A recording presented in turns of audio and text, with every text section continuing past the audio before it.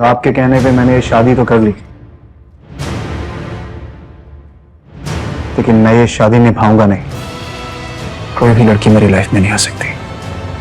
अरमान को लड़कियों से सख्त नफरत थी। इस आदमी को तो औरतों की इज्जत करना भी नहीं आता। पूरे शहर को है ना इसका सच पता है। अरमान सिंघानिया को लड़की नहीं बल्कि लड़के पसंद हैं। वो लड़की मेरी जिंदगी का हिस्सा कभी नहीं बन सकती। बेटी, अगर तुम अरमान को पूरी तरह बदल दोगी ना, मैं तुम्हारे डॉक्टर बनने का सपना हकीकत में बदल दूं। क्या वो अरमान के पत्थर दिल को पिघलाने में हो पाएगी कामयाब? अरमान के गुस्से के पीछे छुपा है अतीत का कौन सा राज? पॉकेट एफएम डाउनलोड कर सुनिए तेरे इश्क में बिल्कुल मुफ्त।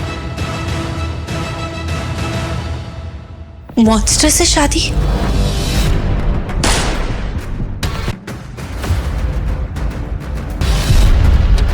मुझे मॉन्स्टर से शादी करके उसके बच्चे को जन्म देना होगा।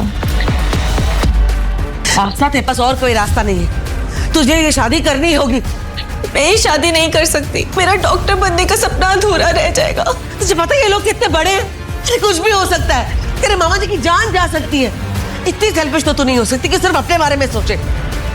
मासूम सी फूल सी नाजुक आस्था को दुल्हन की तरह सजाया गया, जिसकी खूबसूरती को देखकर हर कोई बस उसे निहारता रहे।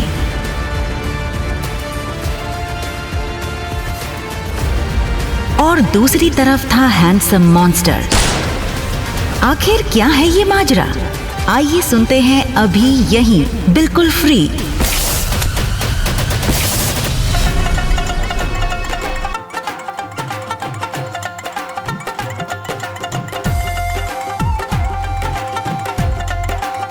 प्रियंका दीदी, आपकी शादी और हम ना आए, ऐसा हो सकता है क्या? नानी, कल का ही दिन था कि आस्था खुशी खुशी अपनी मामी की लड़की की शादी के लिए गांव से शहर आई थी। बचपन से ही अनाथ आस्था को उसकी नानी ने पाल पोस कर बड़ा किया। उसका एक ही सपना था कि पढ़ लिख कर डॉक्टर बनना।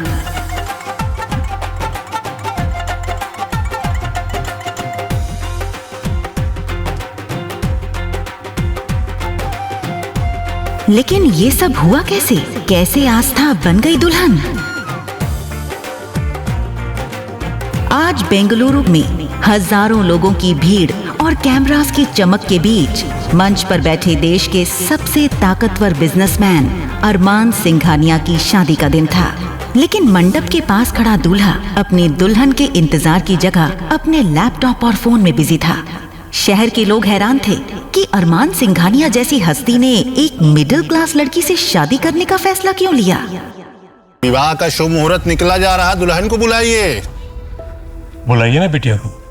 हाँ, अभी लेकर आता हूँ।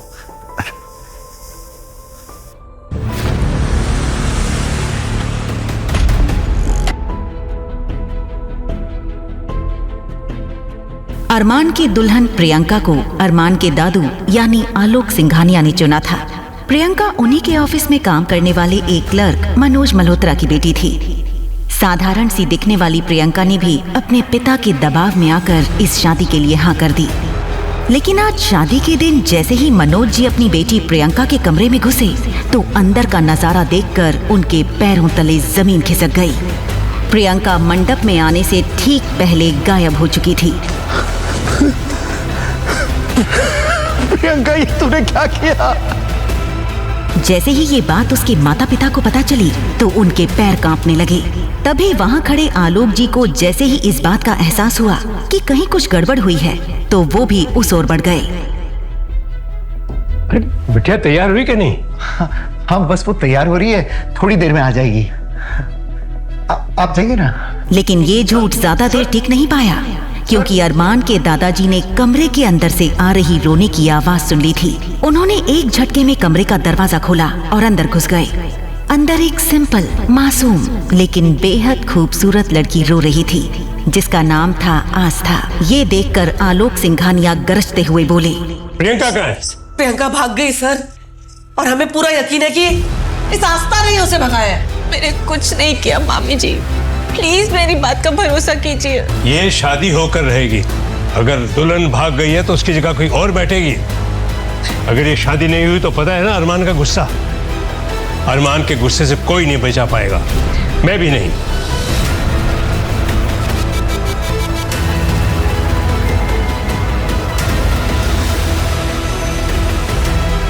दरअसल अरमान को लड़कियों से बेहद नफरत थी और इस शादी के लिए भी उसे आलोक सिंघानिया ने अपने झूठे हार्ट अटैक का नाटक करके ही तैयार किया था।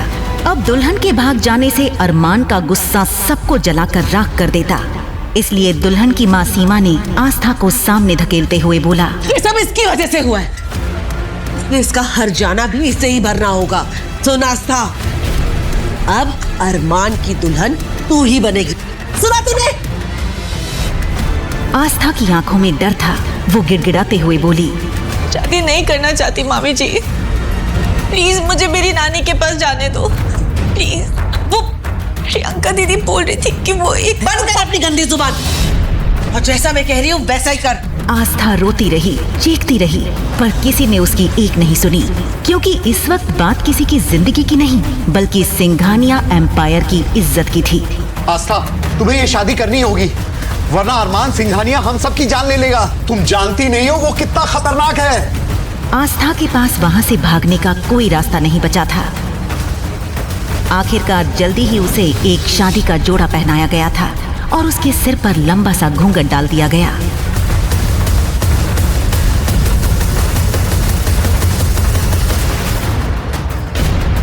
हाथ आगे बढ़ाइए।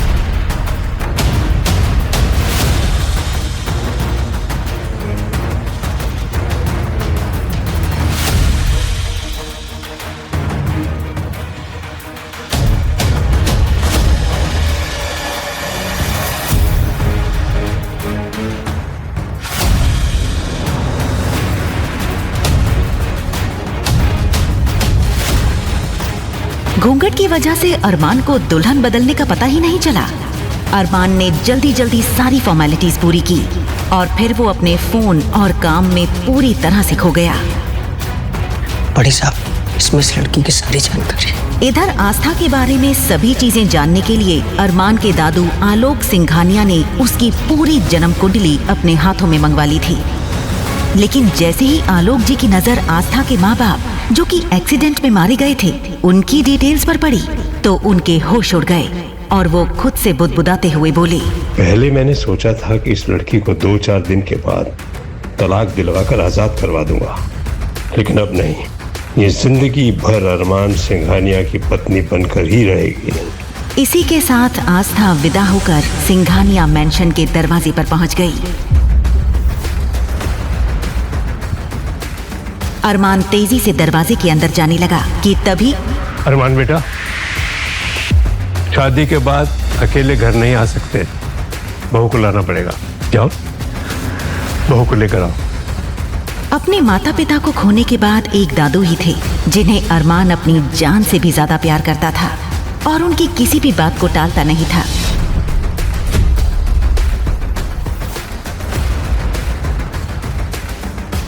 कहते हैं सिंघानिया मैंशन के दरवाजे पर पैर रखना हर लड़की का सपना होता है, लेकिन आस्था के लिए ये उस सपने की शुरुआत नहीं, उसकी बर्बादी की दहलीज थी। आस्था ने अभी भी घूंघट नहीं हटाया था, इसलिए उसे कुछ भी सही से नहीं दिख रहा था। अरमान ने लंबे लंबे कदम भरते हुए घर के अंदर आ गया।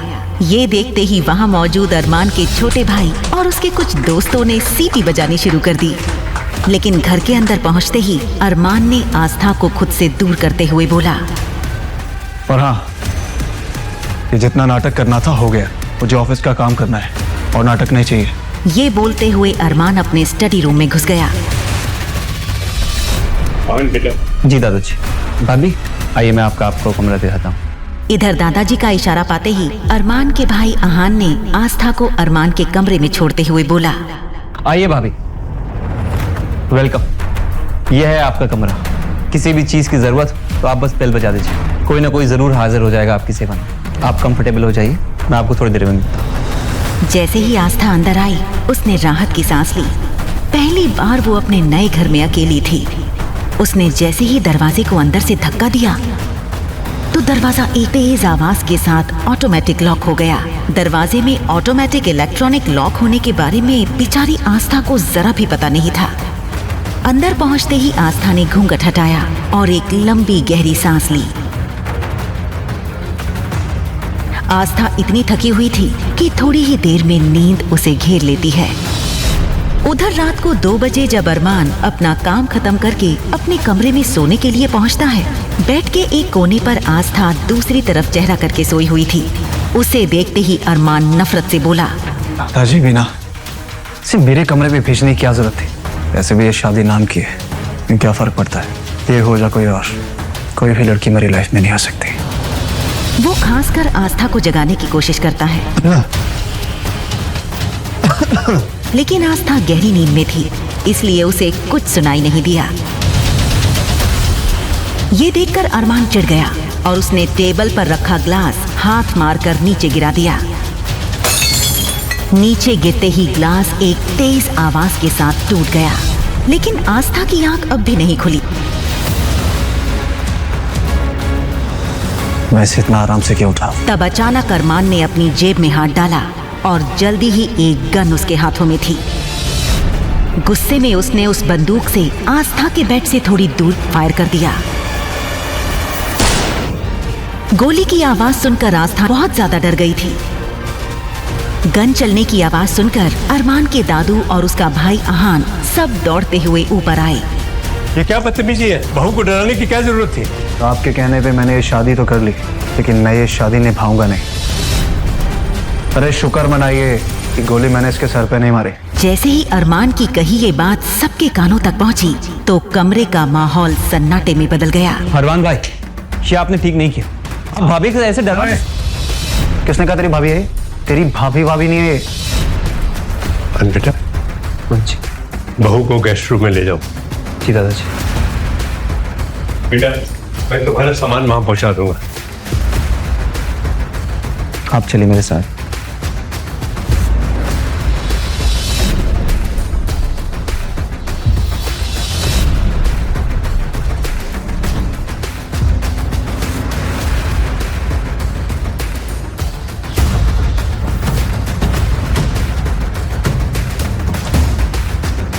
हमें माफ कर देना बेटी, हम जानते हैं तुम्हारे साथ हमने बहुत नाइंसाफी की है और उस वक्त कोई और रास्ता भी नहीं था। दादाजी, आप माफी क्यों मांग रहे हैं? जो कुछ भी हुआ उसमें आपकी कोई गलती नहीं है। बेटी, अगर तुम अरमान को पूरी तरह बदल दोगी ना तो मैं तुम्हारे डॉक्टर बनने का सपना हकीकत में बदल दूंगा। ये वादा है मेरा तुमसे। जैसे ही आस्था ने ये सुना, एक बार फिर उसकी आंखों में उम्मीद की चमक नजर आ गई। मैं जानता हूं बेटी, ये काम सिर्फ और सिर्फ तुम कर सकती हो। फिलहाल रात काफी हो गई है, मैं तुम्हारा सूटकेस भिजवाता हूं। तुम कपड़े चेंज करके यहीं सो जाओ। वैसे भी कल सुबह अरमान को पेरिस जाना है बिजनेस डील के लिए।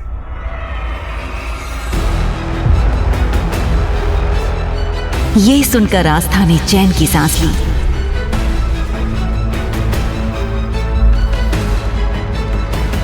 अगली सुबह जब वो सोकर उठी तो उसे जिंदगी में पहली बार शहर की सुबह इतनी सुहानी लगी। वो कुछ सोचते हुए धीरे धीरे गार्डन की तरफ बढ़ गई। गार्डन में पहुंचते ही उसकी नजर एक आदमी पर पड़ी जिसने फॉर्मल पैंट शर्ट पहन रखी थी। वो हाथ में बड़ी सी कैंची लिए कुछ पौधों की टहनियां काट रहा था। बस फिर क्या था? ओह माय गॉड, ये कोई पागल मालिक है जो अरमान के इतने महंगे पौधे खराब कर रहा है। अरमान को पता चल गया ना तो इसकी खैर नहीं। ये क्या कर रहे हो तुम? वो आदमी आस्था की तरफ मुड़ा और उसकी गहरी काली आंखें जैसे सीधा आस्था की आंखों में खो गईं। उसके दिल की धड़कन तेज हो गई। एक तो मैं तुम्हें उस बंदूक वाले मॉन्स्टर से बचाने की कोशिश कर रही हूँ और ऊपर से तुम मुझे घूर रहे हो। ये आदमी कोई और नहीं बल्कि अरमान था। अरमान सुबह पेरिस के लिए निकला जरूर था, पर खराब मौसम होने की वजह से उसे अपनी मीटिंग अगले हफ्ते के लिए पोस्टपोन करनी पड़ी। अरमान का सिर्फ और सिर्फ एक ही शौक था, पौधे लगाना और उनकी देखभाल करना। इस बात का पता बेचारी आस्था को बिल्कुल भी नहीं था। वहीं अरमान भी आस्था की सच्चाई से बेखबर था। तुम जानती हो तुम किससे बात कर रही? अभी भी मौका है। अपना बोरिया बिस्तरा बांधो और यहाँ से भाग जाओ। वैसे भी आस्था हर किसी को सलाह नहीं देती। अचानक अरमान ने अपने हाथ से उस बड़ी सी कैंची को फेंक दिया और सीधा आस्था का हाथ पकड़कर उसे अपनी तरफ खींच लिया। आस्था इस वक्त अरमान के बेहद करीब थी। एक पल को अरमान भी उसकी खूबसूरती में खो सा गया था। तुम्हारी हिम्मत भी कैसे हुई मेरा हाथ पकड़कर खींचने की? नौकर हो, नौकर बनकर रहो, समझ आई? तुमने अभी मुझे नौकर कहा, इसलिए जानती नहीं हो तुम। लो भाई, भलाई का जमाना ही नहीं। एक तो मैं तुम्हें उस बंदूक वाले मॉन्स्टर से बचाने की कोशिश कर रही हूँ और तुम मुझे तड़ी दिखा रहे हो। तड़ी? ये तड़ी क्या होता है? हे भगवान, लगता है उस मॉन्स्टर ने अपने जैसे लोग अपने घर पे पाले हैं। तड़ी मतलब होता है धमकी। यहाँ मैं तुम्हें बचाने की कोशिश कर रही हूँ और तुम मेरे पे टशन झाड़ रहे हो। ये सुनते ही अरमान गुस्से में बिना पलक झपकाए आस्था को देखने लगा था। भाभी! आस्था ने पलट कर देखा तो दरवाजे पर आहान खड़ा था, जो कॉलेज से आज जल्दी लौट आया था।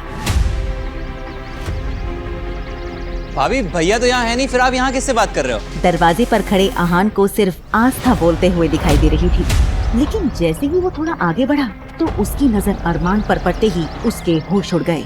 वो पसीने से तर हो गया और हकलाते हुए बोला, भाभी, मेरा मतलब है मैडम, आप प्लीज अंदर चलिए अभी।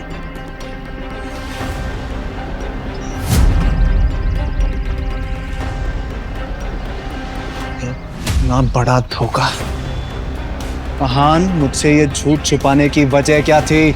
अरमान को दादाजी की बात याद थी कि अरमान को अब तक ये नहीं बताया गया था कि उसकी शादी प्रियंका से नहीं बल्कि आस्था से करवाई गई थी, लेकिन अनजाने में उसने ये सच अरमान के सामने ला दिया था। भैया, मैं आपको सब कुछ समझाता हूँ, बस मुझे एक मौका दीजिए। दरअसल आपकी शादी किसी और के साथ हो रही।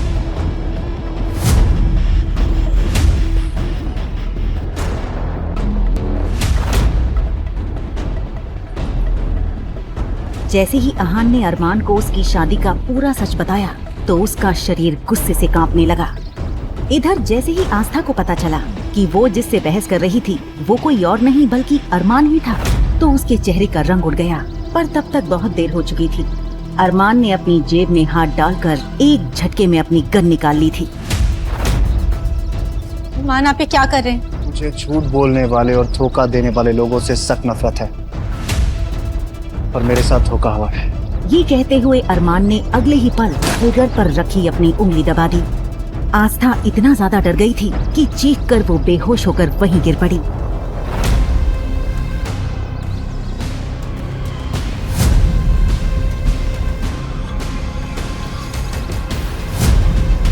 आहान ने अगले ही पल आस्था को सोफे पर लिटाते हुए अपने दोस्त ध्रुव को कॉल करके घर आने के लिए बोल दिया।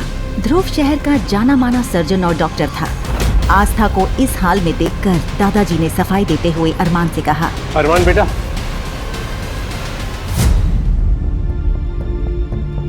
मैं मानता हूँ बेटा, तुम्हारी शादी प्रियंका से तय हुई थी। प्रियंका शादी से पहले ही मंडप से भाग गई, तो हमने उसकी ही कजन आस्था को इस खानदान की इज्जत बनाकर मंडप में बिठा दिया। आपने बहुत बड़ी गलती कर दी दादाजी, आपको ऐसा नहीं करना चाहिए था। इसी के साथ अरमान गुस्से में पैर पटकते हुए अपने कमरे में चला गया। इधर ध्रुव तब तक आस्था के पास पहुंच चुका था और उसने आस्था को एक इंजेक्शन देते हुए कहा, घबराने कोई बात नहीं है, मैंने दवाई दे दी है, थोड़ी देर में भाभी को होश आ जाएगी। इधर ध्रुव की बात खत्म ही हुई थी कि तभी अचानक अरमान के कमरे से गन चलने की आवाज सुनाई दी। सभी लोग सन्न रह गए थे। वो सब अरमान के कमरे की तरफ भागे। वहीं दादाजी पसीना पसीना हो गए। उनके पूरे शरीर में इतनी ताकत नहीं थी कि वो दौड़कर जल्दी से अरमान के कमरे में पहुंच जाएं। आहान जैसे ही कमरे के अंदर पहुंचा तो उसने देखा अरमान के हाथ से खून निकल रहा था। अरमान भाई, ये क्या देखो। वहीं दादाजी जो मुश्किल से जैसे तैसे वहां तक पहुंच ही पाए थे, ये देखकर उनकी सांस पूरी तरह से उखड़ने लगी। दादाजी को देखो। दादाजी। जैसे ही अरमान ने दादाजी की सांस उखड़ते हुए देखी तो उसने जल्दी से ध्रुव को गाड़ी निकालने के लिए बोल दिया। दादाजी। वहीं अरमान और बाकी सब जब दादाजी को लेकर नीचे आ रहे थे, एक एक करके सबकी नजर आस्था पर पड़ रही थी क्योंकि आस्था अभी तक बेहोशी में हॉल के सोफे पर ही लेटी हुई थी। सबसे आखिर में अरमान की नजर आस्था पर पड़ी। उसने बड़े ही गुस्से और नफरत से आस्था की तरफ देखा। दादाजी की इस हालत की जिम्मेदार सिर्फ तुम हो आस्था। तुम्हें इस बात का हर जाना तो हर हाल में भुगतना होगा।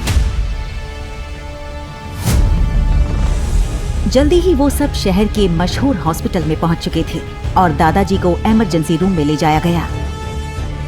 वहीं इधर घर पर उन सबके जाने की कुछ देर बाद आस्था को होश आया। होश आते ही आस्था के कानों में सन्नाटा चुभने लगा। उसने भारी सर के साथ पूरे घर में आवाज लगाई, दादाजी, दादाजी, हाँ जी, कोई है?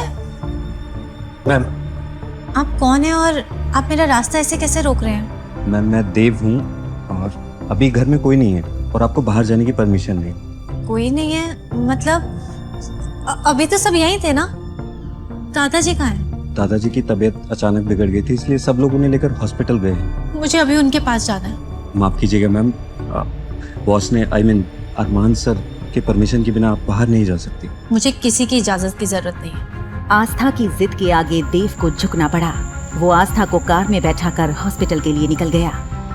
वहीं उधर हॉस्पिटल में माहौल बेहद खराब था। ध्रुव वार्ड से बाहर निकला। अरमान ब्रो, दादाजी की हालत बहुत नाजुक है। दूसरा हार्ट अटैक आया। अगर उन्हें जरा सा भी स्ट्रेस दिया तो शायद हम उन्हें जान से खो दें। मेरे दादाजी को कुछ नहीं हो सकता। ये बात ना अपने दिमाग में डाल ले।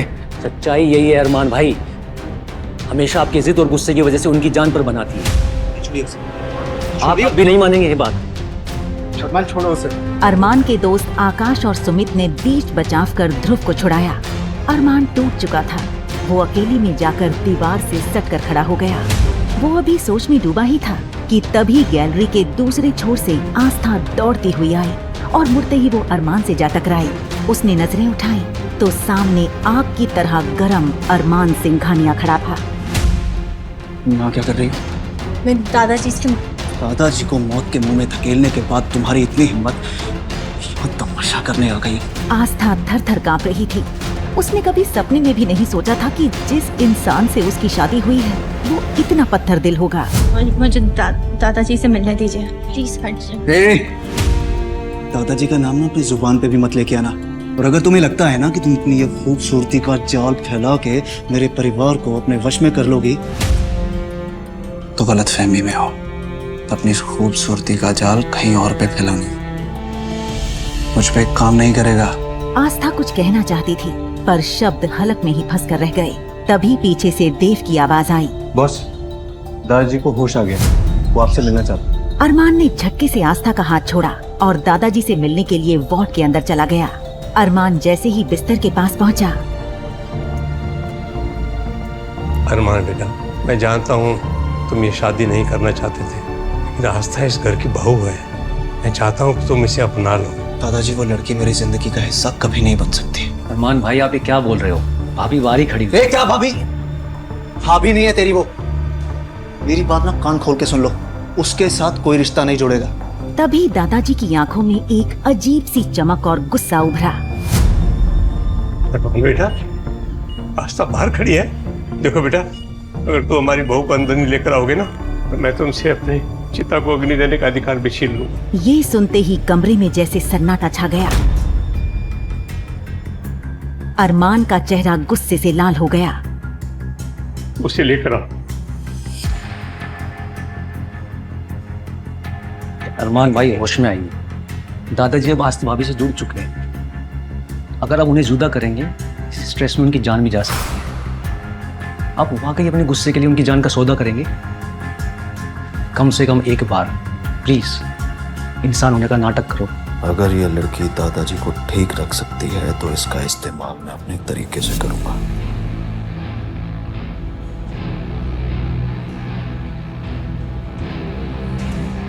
मानना पड़ेगा, तुमने आते ही मेरे घर की सबसे कमजोर कड़ी पे कब्जा कर लिया।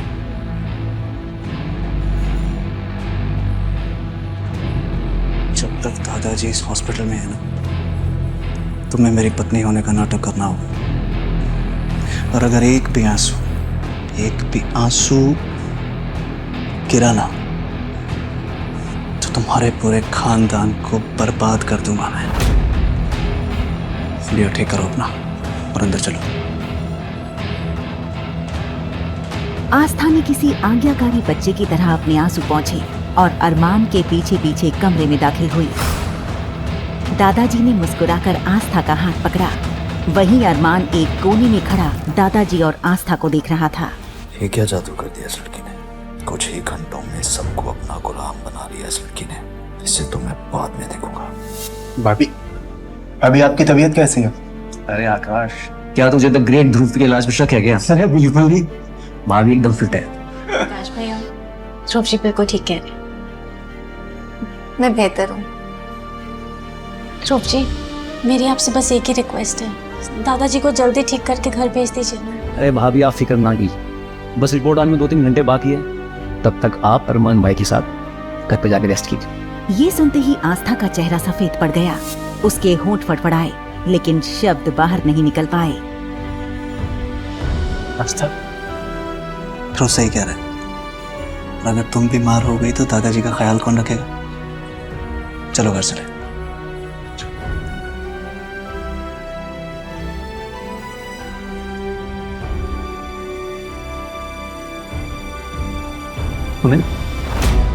क्या तूने भी सुना जो मैंने सुना? क्या हो गया भाई को? पता है भाभी का जादू चल गया।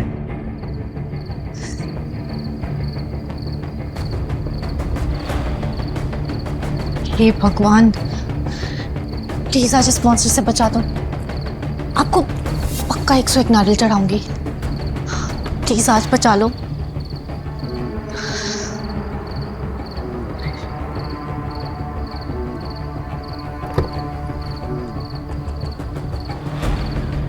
गाड़ी मेंशन पहुंचते ही अरमान बिना पीछे मुड़े तेज कदमों से अंदर चला गया।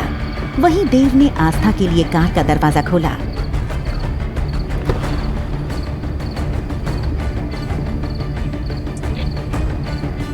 देव भैया, क्या आप बता सकते हैं कि बाकी सब कब तक आएंगे? फिक्र मत कीजिए, वो लोग 3 घंटे में आ जाएंगे। आपको कुछ भी चाहिए हो मैं यही हूँ, बताइएगा। देव समझ गया था कि आस्था अरमान के साथ अकेले रहने से मौत की तरह डर रही थी। आस्था ने भारी मन से मेंशन के अंदर कदम रखा कि तभी एक नौकर ने आकर उसे और डरा दिया। मैम, आपको सर ने रूम में बुलाए।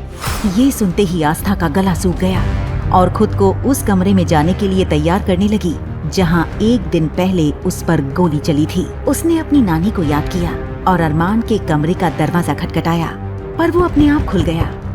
जैसे ही वो अंदर जाने से हिचकिचाई, कमरे के भीतर से एक भारी आवाज गूंजी। अब क्या सारी रात वहीं खड़ी रहोगी या मैं लेने आऊं? अंदर आओ। आस्था घबराकर अंदर चली गई। कमरा धुंधली रोशनी में डूबा था। सोफे पर बैठे अरमान की आंखें किसी शिकारी की तरह चमक रही थीं। आज से इस घर में तुम्हारा काम दादाजी का ख्याल रखना होगा। इस घर में तुम्हारी हैसियत सिर्फ एक केयर टेकर और सिर्फ एक नौकर की होगी, इससे ज्यादा कुछ भी नहीं। और ये बात दादाजी को और मेरे दोस्तों को बिल्कुल पता नहीं चलनी चाहिए। और अगर ऐसा हुआ तो वो जो गांव में तुम्हारी नानी रहती है ना, उसका क्या हाल होगा तुम जानते हो। आस्था को अरमान का चेहरा किसी जल्लाद से कम नहीं लग रहा था।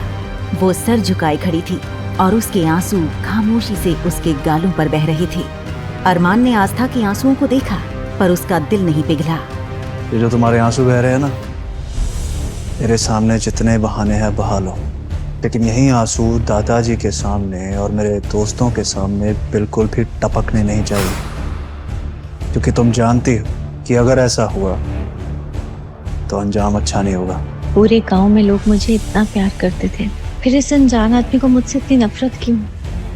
अपना सामान लेके इस कमरे में शिफ्ट हो जाओ। इस कमरे में?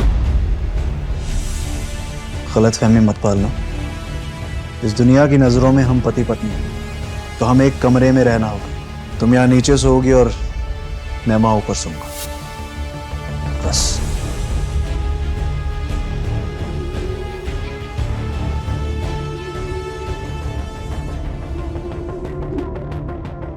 आस्था दौड़कर अपने उस कमरे में गई जो दादाजी ने उसे दिया था और बेड पर गिरकर फूट फूट कर रोने लगी। लेकिन फिर उसे अरमान की धमकी याद आई। तो वो जो गांव में तुम्हारी नानी रहती है ना, उसका क्या हाल होगा तुम जानते हो। उसने खुद को संभाला। नहीं आस्था, तो रो नहीं सकती। तुझे हिम्मत दिखानी होगी। नानी और दादाजी की सलामती के लिए तुझे उस मॉन्स्टर का सामना करना ही होगा। आस्था अपना छोटा सा बैग लेकर अरमान के कमरे में पहुंची। अपना सामान उस कोने में रखो और यहाँ के बैठ जाओ। अब क्या चाहिए इसे मुझसे? अभी कुछ बचा है क्या? तो फाइल उठाओ, उसमें कॉन्ट्रैक्ट है। जब तक तुम मेरे साथ इस कमरे में रहोगी, इस कॉन्ट्रैक्ट पे साइन करके रहोगी। ये सुनते ही आस्था ने जैसे ही उस फाइल में मौजूद उस कॉन्ट्रैक्ट पेपर्स पर नजर डाली तो उसकी आंखें चौड़ी हो गईं। चेहरे का सारा रंग उड़ गया। आखिर क्या लिखा था उन कॉन्ट्रैक्ट पेपर्स में, जिसे देखकर आस्था के उड़ गए थे होश? क्या दादाजी और अपनी नानी को बचाने के लिए आस्था कर देगी उन पेपर्स पर साइन? अरमान के गुस्से के पीछे छुपा है अतीत का कौन सा राज? क्या होगा आस्था के साथ आगे इस कहानी में?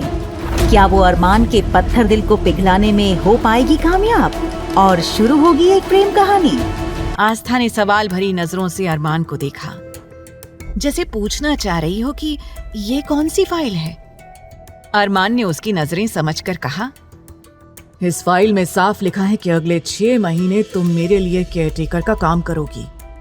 मैं तुम्हें इस घर में केयरटेकर के लिए अपॉइंट कर रहा हूँ। हर महीने 1 लाख रुपए सैलरी मिलेगी।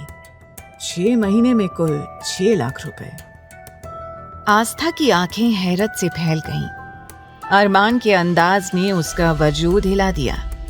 उसने आस्था के आत्मसम्मान पर उंगली उठाई थी। ये उसके लिए शर्मनाक था। अरमान ने उसे लालची और जालसाज कहकर अपमानित किया। आस्था सोचने लगी, इस क्रूर मॉन्स्टर के पास इतना पैसा है, लेकिन क्या फायदा, जो इंसान को इंसान ही ना समझे और ना ही बात करने की तमीज जानता हो।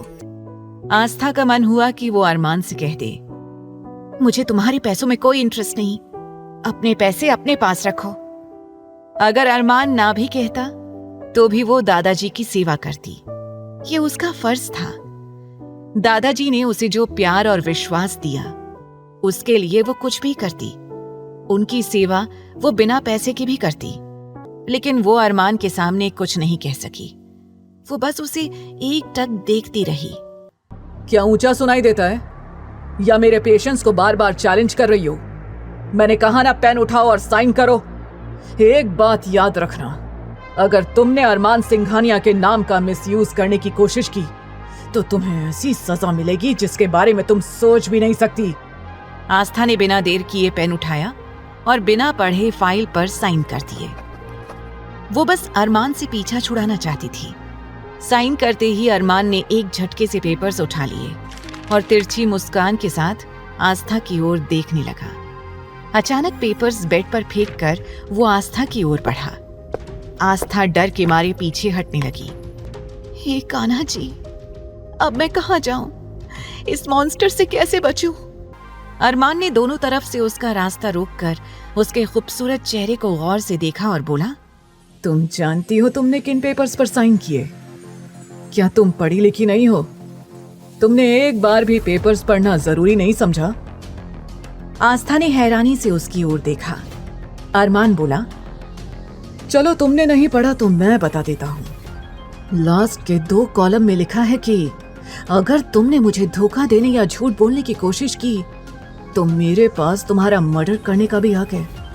अरमान को इतने करीब देखकर आस्था ने जोर से चिल्ला दिया। चीख अरमान के कानों में पड़ी, जिससे उसके कानों में झंझनाहट हो गई। उसने एक हाथ अपने कान पर और दूसरा आस्था के मुंह पर रखा। बेवकूफ लड़की, ये क्या किया? इतनी जोर से कौन चीखता है?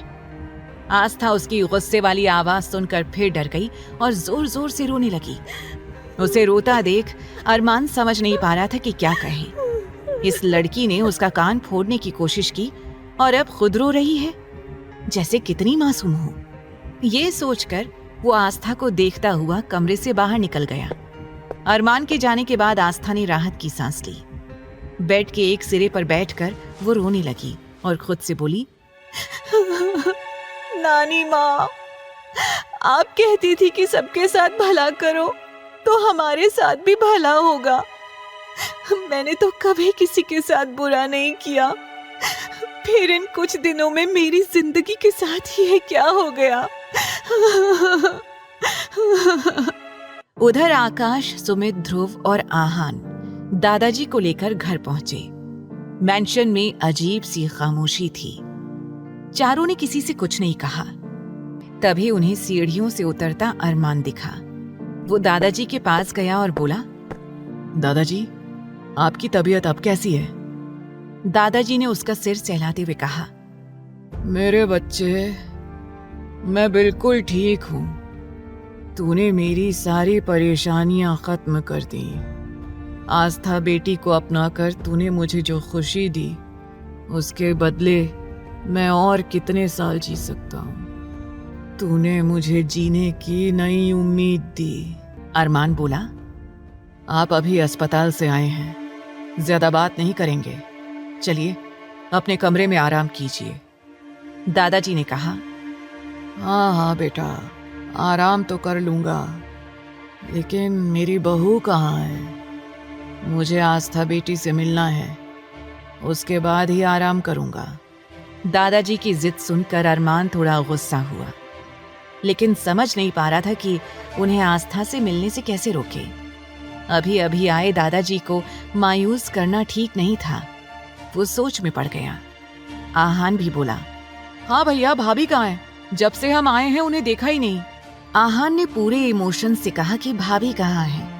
तो ये लफ्ज सुनकर अरमान चिढ़ गया और उसे गुस्से से घूरने लगा। अरमान को खुद को घूरते हुए पाकर आहान हड़बड़ा गया और अपनी नजरें चुराने लगा। तभी ध्रुव ने भी अपनी आवाज पर जोर देते हुए पूछा, हाँ अरमान भाई, बताओ भाभी कहाँ है? अरमान ने कड़े लहजे में कहा, तुम लोग यहीं दरवाजे पर खड़े होकर बेवकूफों की तरह सवाल करना बंद करो। दादाजी को अभी अभी हॉस्पिटल से लेकर आए हो, पहले उन्हें सोफे पर बैठाओ, तब तक मैं उसे लेकर आता हूँ। ऐसा कहकर अरमान वहां से लंबे कदम रखता हुआ अपने कमरे की ओर चला गया। दादाजी ने उसके जाने के बाद उन चारों की तरफ देखकर परेशानी के साथ कहा, अगर मैंने वो नाटक नहीं किया होता तो आस्था अब तक घर से बाहर निकाली गई होती। आस्था को अरमान की सजा से बचाने के लिए ही मैंने ये सब ड्रामा किया है। उस समय उस सिचुएशन से निकलने के लिए ही मुझे हार्ट अटैक के नाटक का सहारा लेना पड़ा। दादाजी आगे फुसफुसाते हुए बोले, अब तुम लोग मेरी बात ध्यान से सुनो। इस ड्रामे के बारे में अरमान को कानों कान खबर नहीं लगनी चाहिए। जब तक आस्था अरमान के दिल में अपने लिए जगह नहीं बना लेती, तब तक हमें अपना ये नाटक कंटिन्यू करना पड़ेगा। तुम सब सुन रहे हो ना मेरी बात? इतना सुनते ही ध्रुव शॉक्ड होकर बोला, दादाजी, एक पल को तो आपकी हालत देखकर मैं भी धोखा खा गया था कि कहीं आपको वाकई हार्ट अटैक तो नहीं आ गया। लेकिन आप तो बड़े अच्छे एक्टर निकले। आपकी एक्टिंग देखकर मजा आ गया। और तो और ये आहान भी आपको नहीं पकड़ पाया, जो खुद को बहुत बड़ा एक्टर समझता है। तो भला अरमान भाई कहाँ से पकड़ते? लेकिन फिर भी हम सब में से सबसे ज्यादा शार्प नजर अरमान भाई की ही है। इसीलिए आपको अभी भी उनसे बचकर रहना है। आपको अभी कंटिन्यूअस अपनी दवाई भी खानी होगी, लेकिन आप परेशान ना हो। आपकी सारी दवाइयों को मैं कैल्शियम की दवाइयों से रिप्लेस कर दूंगा, तो आप अरमान भाई के सामने भी दवाइयां खा सकते हो। ऐसा कहकर ध्रुव मुस्कुराने लगा। अब तक वो लोग अंदर आकर बैठ गए। तब आकाश सोचते हुए बोला, यार, अरमान भाई को गए हुए काफी समय हो गया। वो अभी तक आस्था भाभी को लेकर क्यों नहीं आए? दादाजी परेशान होकर बोले, हमें तो रह रह कर आस्था की चिंता सता रही है। तुम जानते हो ना, हमने उसे अकेले अरमान के साथ छोड़ने का रिस्क तो ले लिया, लेकिन अब हमें डर भी लग रहा है कि कहीं उसने आस्था बेटी को डरा धमका ना दिया हो। ध्रुव ने इनकार करते हुए कहा, नहीं दादाजी, मैंने आपके कहने के मुताबिक अरमान भाई के मन में ये बात डाल दी थी कि आस्था भाभी से ही दादाजी की खुशी है, तो वो आस्था भाभी को किसी भी तरह की कोई तकलीफ ना दे। अभी के लिए भले ही अरमान एक्टिंग कर रहा हो, लेकिन आप तो जानते ही हैं कि धीरे धीरे जब दोनों एक दूसरे के साथ रहेंगे तो प्यार भी हो जाएगा। बस एक बार प्यार हो जाए फिर तो अरमान भाई आस्था भाभी को कभी भी छोड़कर कहीं नहीं जाने वाले। सुमित ध्रुव की तारीफ करते हुए बोला, यार एक बार तो तेरी बातें सुनकर मुझे ऐसा लगा कि कहीं अरमान तेरा गला ना दबा दे, लेकिन फिलहाल तू बच गया, वो भी सिर्फ दादाजी की वजह से। वो चारों ही अपने अपने किए गए कारनामों की बखान करके मुस्कुरा रहे थे। वहीं दूसरी ओर अरमान जैसे ही आस्था को लेने के लिए अपने कमरे में गया, उसने देखा कि आस्था बेड के साइड लेटकर सो रही थी और उसके गालों पर आंसुओं की लकीरें साफ दिखाई दे रही थी। अरमान आस्था को इस तरह से बेफिक्री से सोता हुआ देखकर हैरान हो गया और तब उसे याद आया कि कुछ देर पहले आस्था यही बोल रही थी कि उसे बहुत नींद आ रही थी, उसे सोना है। अरमान हैरान होकर सोचने लगा, इस लड़की को मैंने इतनी ज्यादा बातें सुनाई, लेकिन फिर भी ये इतनी आसानी से कैसे सो सकती है। नहीं नहीं मिसेस आस्था अरमान सिंघानिया, तुम्हें इस तरह मजे से सोने का कोई हक नहीं है। अब तुम मेरी कैद में हो, तो जैसे मैं चाहूंगा तुम्हें वैसे ही रहना होगा। और अभी तो तुम्हें मेरे दादाजी बुला रहे हैं, तो तुम्हें अब उठना ही होगा। ऐसा कहकर अरमान ने साइड टेबल पर रखा हुआ जग का पूरा पानी उठाया और सोती हुई आस्था के ऊपर फेंक दिया। आस्था जो कि एक सुकून की नींद सोई हुई थी, इस तरह से अपने ऊपर पानी गिरने की वजह से फटाफट उठकर बैठ गई और जोरों से चिल्लाने लगी, नानी नानी बाढ़ आ गई नानी, भागो बचाओ, बारिश आई, नानी माँ कहाँ है आप? आस्था को इस तरह चिल्लाते देखकर अरमान हैरान हो गया।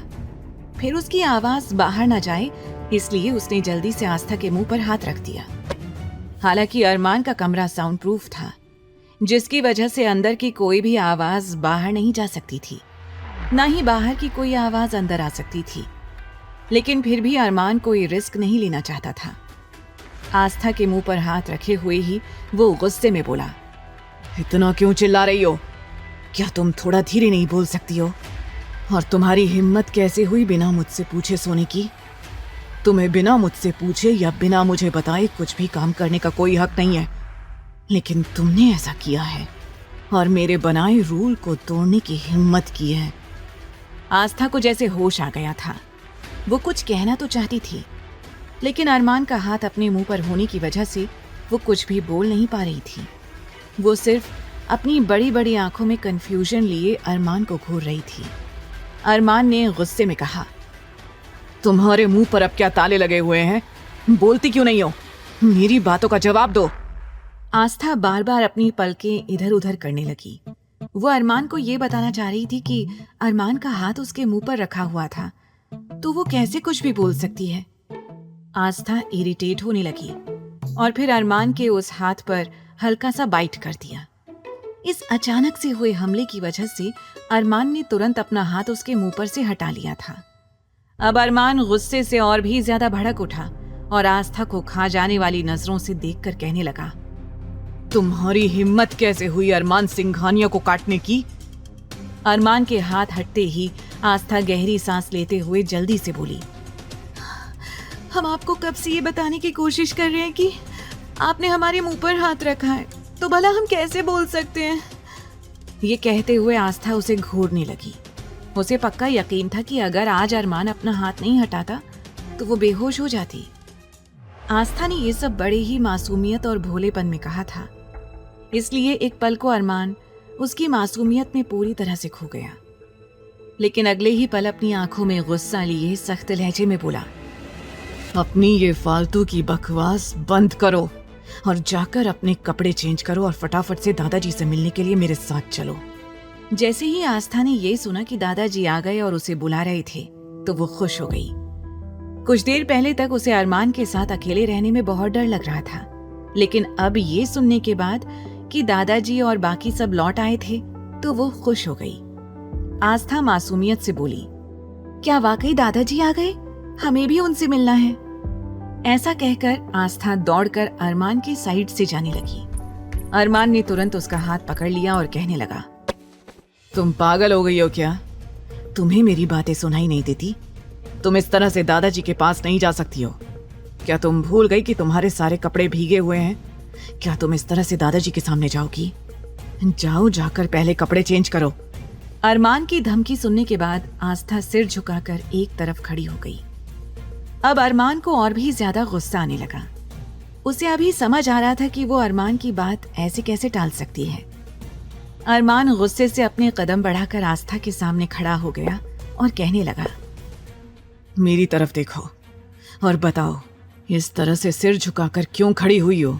आस्था ने सिर झुकाए ही धीमे लहजे में जवाब दिया, जी वो हमारे पास एक्स्ट्रा कपड़े नहीं है। जो नानी माँ ने कपड़े भिजवाए थे वो सिर्फ 2-3 जोड़ी ही थे और वो सब हमने धोने के लिए दिए थे, लेकिन वो अभी तक सूखे नहीं हैं। और ये कपड़े जो हमने पहन रखे थे ये आपने गीले कर दिए, तो हम कपड़े कैसे चेंज करें? आस्था बहुत भोलेपन से ये सारी बातें कह रही थी और इसलिए अरमान का गुस्सा और भी ज्यादा बढ़ने लगा। वो गुस्से से अपने माथे पर लगातार रब करने लगा। अरमान तेज आवाज में बोला, तुम्हारा दिमाग खराब हो गया है क्या? तुम ये बात मुझे पहले नहीं बता सकती थी? बेवकूफ लड़की, फिर तुम्हें नींद से जगाने के लिए मैं ऐसा नहीं करता। अरमान दांत पीसते हुए आस्था को घूरने लगा, लेकिन आस्था डर के मारे एक तरफ सिर झुकाए खड़ी थी, मानो उसने कितना बड़ा गुनाह कर दिया था और वो अरमान की अदालत में खड़ी थी। अरमान अपने कमरे की अलमारी की तरफ गया और वहां जाकर उसने ढेर सारी साड़ियां देखी। उसने आस्था की तरफ पलटकर सख्त अंदाज में पूछा, तुम कह रही थी तुम्हारे पास कपड़े नहीं हैं, लेकिन यहाँ तो पूरी अलमारी साड़ियों से भरी पड़ी है। क्या तुम्हें कल ये साड़ियाँ अलमारी में नजर नहीं आई?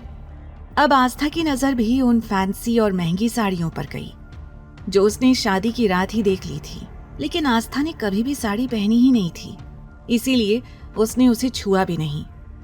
आस्था ने कहा, लेकिन मैं ये... आस्था की बातें उसके गले में ही अटक गई। अरमान ने पूछा, लेकिन मैं ये वो क्या? अगर तुमने ये कपड़े देख लिए थे तो तुम ऐसा कैसे कह सकती हो कि तुम्हारे पास कपड़े नहीं हैं? आस्था डरकर जल्दी से बोली, वो हमें ये साड़ियां पहननी नहीं आती हैं। अरमान शॉक्ड होकर बोला, क्या? जैसे ही अरमान ने ये सुना उसका गुस्सा और भी ज्यादा बढ़ने लगा, क्योंकि सामने खड़ी हुई ये लड़की उसके पेशेंस लेवल को चेक कर रही थी। अरमान गुस्से से आस्था की ओर देखकर बोला, तुम सच सच बताओ, क्या सच में तुम्हें साड़ी पहननी नहीं आती है? तब आस्था ने एक बार फिर अपनी गर्दन मासूमियत से ना में हिला दी। तब अरमान ने आस्था की ओर देखते हुए कहा, अपने कपड़े उतारो। अरमान की बात सुनकर आस्था की आंखें हैरानी से फैल गईं। उसने चौंकते हुए कहा, क्या? जो कपड़े अरमान ने उसके ऊपर पानी डालने से गीले कर दिए थे, उन कपड़ों में वो पहले से ही सिमटी जा रही थी। उसने खुद को कवर करने की नाकाम कोशिश की। उसकी हरकत देखकर अरमान शायद आस्था की सिचुएशन समझ गया और तेज आवाज में बोला, क्या तुम्हें सुनाई नहीं दे रहा है मैंने तुमसे क्या कहा? अभी और इसी वक्त अपने कपड़े उतारो। मैं जानता हूँ कि तुम्हें साड़ी पहनना नहीं आता है, ये तुम्हारी शक्ल पर साफ साफ लिखा हुआ दिखाई दे रहा है। मैं साड़ी पहनने में तुम्हारी मदद कर देता हूँ। अरमान के ये कहते ही आस्था के मन में उठ रहे ढेरों सवाल अब कम हो गए। आस्था मुंह बनाते हुए मन ही मन बोली, कितना बेशर्म आदमी है ये। उसने हल्की और धीमी आवाज में पूछा, लेकिन आपको देखकर तो नहीं लगता कि आप साड़ी पहनते होंगे, फिर आपको साड़ी बांधना कैसे आता है? क्या अरमान सच में आस्था को साड़ी पहनाने में उसकी मदद करेगा? क्या आस्था उसकी जिद के आगे झुकेगी या अपने हक के लिए आवाज उठाएगी? अरमान गुस्से और नफरत से आस्था की ओर देखने लगा, क्योंकि उसे जल्द से जल्द आस्था को दादाजी के पास लेकर जाना था। अरमान ने आस्था की कोई बात नहीं सुनी और अपने कबर्ड से एक महंगी और ब्रांडेड साड़ी निकाल ली और चिढ़कर बोला, मेरे पास तुम्हारे इन फालतू सवालों का कोई जवाब नहीं है। अब फटाफट से अपने कपड़े उतारो और मैं तुम्हारी मदद कर देता हूँ। दरअसल अरमान का इरादा था कि वो अपनी आंखें बंद करके आस्था को गाइड कर देगा कि उसे साड़ी कैसे पहननी है, लेकिन वो अपनी बात आस्था को बोल नहीं पाया। इसलिए अपनी इमेज बरकरार रखते हुए उसने आस्था को सीधे कपड़े उतारने के लिए कह दिया। आस्था ने मन ही मन कहा, बिल्कुल नहीं, मैं ऐसा कुछ नहीं करूंगी। आस्था जल्दी से प्रार्थना करने लगी। हे कान्हा जी, हमारी मदद कीजिए, हमें कोई रास्ता दिखाइए। और फिर किसी लड़की को ऐसा कहते हुए क्या इन्हें बिल्कुल भी शर्म नहीं आ रही है? आस्था अपनी आंखें गोल घुमाकर कुछ आइडिया सोचने में लगी हुई थी। तभी उसके दिमाग में एक आइडिया आया। वो जल्दी से अरमान की ओर देखकर बोली, हार्टलेस। आस्था की आगे की बात उसके गले में ही अटक गई। वो मन में अरमान को हार्टलेस कह रही थी और वही उसकी जुबान पर भी आ गया। अरमान उसकी बातों का मतलब नहीं समझा और सवाल किया, क्या कहा तुमने? आस्था हड़बड़ाते हुए बोली, हमारा मतलब है अरमान जी, वो हम आपसे ये कहना चाहते हैं कि बालकनी में से हमें कुछ आवाजें सुनाई दे रही हैं। अरमान ने अपनी एक आईब्रो उठाकर उसकी ओर देखकर पूछा, आवाज? कैसी आवाज? आस्था जल्दी से बोली, ये तो हमें नहीं पता कैसी आवाजें आ रही हैं, पर हमने वहां जरूर कुछ सुना है। अरमान हैरानी से आस्था की ओर देखता हुआ बालकनी की ओर जाने लगा। अरमान के जाते ही आस्था अचानक से थोड़ा सा मुस्कुरा दी और बड़बड़ाते हुए खुद से कहने लगी, भाग आस्था भाग, कहीं ये शैतान तुझे पकड़ न ले और फिर से तुझे कपड़े उतारने का न बोलने लग जाए। ये सोचते ही आस्था ने जल्दी से दरवाजा खोला और तेजी से बाहर जाने के लिए दौड़ लगा दी। वो सीधा सीढ़ियों से होते हुए दादाजी के पास जाकर खड़ी हो गई। वो बुरी तरह से हाफ रही थी। वहीं अरमान ने जैसे ही आस्था को इस तरह से भागते हुए देखा तो उसने अपने दोनों हाथों की मुट्ठियों को कसकर बंद कर लिया और गुस्से से बोला, इस मामूली लड़की की इतनी हिम्मत कि इसने मुझसे झूठ कहा, इसे इसकी कीमत चुकानी होगी। फिर खुद को कंट्रोल करते हुए वो जल्दी से नीचे हॉल की तरफ जाने लगा। वहीं दादाजी और चारों दोस्त आस्था को इस तरह से घबराया हुआ देखकर पूरी तरह से हैरान हो गए थे। लेकिन जब दादाजी ने आस्था को अपने सामने देखा तो राहत की सांस ली, वरना उन्हें तो अब तक यही लगता था कि कहीं अकेले में अरमान ने आस्था का मर्डर ही ना कर दिया हो। लेकिन अब आस्था को सही सलामत देखकर वो रिलैक्स्ड थे। ध्रुव फिक्रमंद होकर आस्था से पूछने लगा, क्या हुआ भाभी, आप इतना घबरा क्यों रही हो और आप इतना तेजी से दौड़कर क्यों आ रही हो, जैसे आपके पीछे किसी ने जंगली कुत्ते छोड़ दिए हों। अब तक आहान आस्था के लिए एक ग्लास पानी ले आया और उसकी ओर बढ़ा दिया। फिर पूछा, क्या बात है भाभी, आप इतना घबराई हुई क्यों हो और आप इतना ज्यादा डर किससे रही हो? इससे पहले कि आस्था किसी को कोई जवाब देती, पीछे से अरमान आ गया। अरमान ने अपने दोनों हाथों को अपनी पॉकेट में डाला और बड़ी ही खामोशी से दादाजी के पास आकर खड़ा हो गया। आस्था की नजर जैसे ही अरमान पर पड़ी तो उसकी आंखें हैरत से फैल गईं। वो पानी का घूंट भी पी रही थी, लेकिन अरमान के वहां आते ही डर से उसके गले में पानी अटक गया और वो जोरों से खांसने लगी। अरे भाभी आराम से, ये कहते हुए आकाश और सुमित आस्था के पास जाकर खड़े हो गए। आकाश आस्था का सिर सहलाने लगा और सुमित आस्था की पीठ रब करने लगा। जैसे ही अरमान ने आकाश और सुमित के हाथों को देखा तो उन दोनों को गुस्से से घूरने लगा। कुछ देर बाद आकाश और सुमित को अपने ऊपर किसी की नजरों की तपिश महसूस हुई। उन दोनों ने एक साथ ही अरमान की ओर देखा और तुरंत आस्था के सिर और उसकी पीठ पर से हाथ हटा दिया। फिर दोनों एक साइड जाकर खड़े हो गए। दोनों एक दूसरे को चोर भरी नजरों से देखकर इशारों ही इशारों में बातें करने लगे। अब तक आस्था भी ठीक हो गई थी। तब ध्रुव ने पूछा, क्या हुआ है भाभी, आप ठीक तो है ना? तभी आस्था कहने लगी, जी जी ध्रुव जी, हम बिल्कुल ठीक हैं, हमें कुछ नहीं हुआ है। वो एक्चुअली हमारे कमरे में ना एक चूहा आ गया था और हम उससे इतना डर गए थे कि हम आपको क्या बताएं, इसलिए हम दौड़कर सीधा यहाँ आ गए। अब जैसे ही आस्था ने अपने भोलेपन में अरमान की जगह चूहे का नाम लिया, अरमान के अंदर खून बुरी तरह से उबलने लगा। उसका गुस्सा और भी ज्यादा बढ़ गया। वो मन ही मन सोचने लगा, इस लड़की की हिम्मत कैसे हुई मुझे चूहा बोलने की। दादाजी हल्का सा मुस्कुराते हुए कहने लगे, आस्था बेटी, अगर तुम्हारे कमरे में कोई चूहा था तो अरमान से बता देती, अरमान उसे भगा देता, तुम्हें इतना डरने की क्या जरूरत थी। और फिर वो आहान को देखकर कहने लगे, आहान बेटा, जाओ रूम में जाकर देख कर आओ, किस चूहे की हिम्मत हो गई हमारी बेटी को इतना परेशान करने की, जिससे हमारी बेटी इतना ज्यादा डर गई। ऐसा कहकर दादाजी ने आस्था के सिर पर हाथ रखा और उसे बेटर फील कराने की कोशिश करने लगे। तभी दादाजी की नजर आस्था के कपड़ों पर गई। उन्होंने हैरान होकर सवाल किया, बेटा, तुम्हारे कपड़ों को क्या हुआ है? तुम्हारे कपड़े गीले कैसे हैं? आस्था अचानक से दादाजी के पूछे गए सवाल से घबरा गई और उसने चोर नजरों से अरमान की ओर देखा, जो कि अपनी आंखों में आग लिए आस्था को ही घूर रहा था। आस्था ने जल्दी से झूठ बोलते हुए कहा, दादाजी, वो जब हम बाथरूम में थे तब हमें पता ही नहीं चला कि कैसे गलती से हमारा हाथ शावर के ऊपर चला गया और उससे हमारे सारे कपड़े भीग गए। हम बस चेंज करने ही जा रहे थे, लेकिन तभी अरमान जी ने बताया कि आप आ गए हैं, तो इसीलिए हम सबसे पहले आपसे मिलने के लिए आ गए।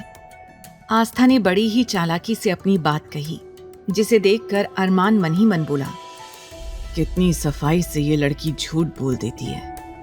मतलब पूरी तरह से जाली और धोखेबाज है ये लड़की। ये सोचते हुए अरमान को आस्था से और भी ज्यादा नफरत होने लगी। दादाजी हंसते हुए बोले, अच्छा चलो बच्चों, तुम जाओ और आराम करो। कल सुबह मुझे तुम सबसे जरूरी बात करनी है, तो इसीलिए तुम सब जाओ और आराम करो। दादाजी ने जैसे ही आस्था और अरमान को वहां से जाने के लिए कहा, आस्था परेशान हो गई, क्योंकि वो अरमान के साथ उसके कमरे में नहीं जाना चाहती थी। इसीलिए वो हिचकिचाने लगी और आपस में अपने हाथों की उंगलियों को मरोड़ने लगी। चारों दोस्त बड़े गौर से आस्था की ओर देख रहे थे। वो एक दूसरे की आंखों में देखकर बातें करने लगे। सुमित धीमी आवाज में बोला, लगता है भाभी को अरमान भाई के साथ कमरे में जाने से डर लग रहा है। आकाश फुसफुसाते हुए बोला, भाई डर क्यों नहीं लगेगा?